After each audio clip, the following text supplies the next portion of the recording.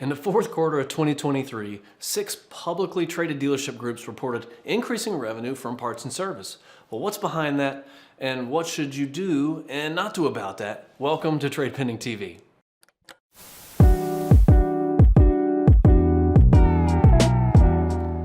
When vehicle sales are slowing down and they're more expensive to finance and insure, and the car driving population is holding onto their cars longer, that means more cars need servicing, more revenue from that.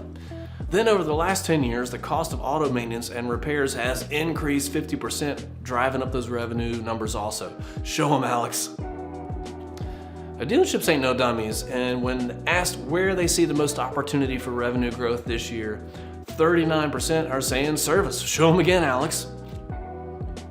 Having worked with thousands of dealers, we frequently see that a dealer's website is unfortunately their own worst enemy at helping them capitalize on this immediate service opportunity. That simple and very correctable error, not listing your service offers and their pricing. When you want to check out a restaurant before driving there, you check it out online first. If there's no menu and no prices, are you going to be more likely or less likely to visit that restaurant? That same thought process, of course, holds true with your dealership's website. No service offers, less business. Alex, let's show an example of what not to do. You're looking at a service offers page with no service offers, but instead selling merch.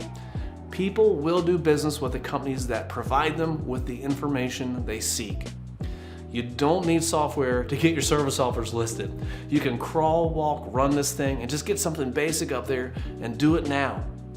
But if you do want software, that makes it really easy to keep your service offers up to date on your site, across all your stores, across your marketing channels, that integrates service financing and creates more recall business. We have just the software for you. We'd love to show you how easy it is. You know where to find us.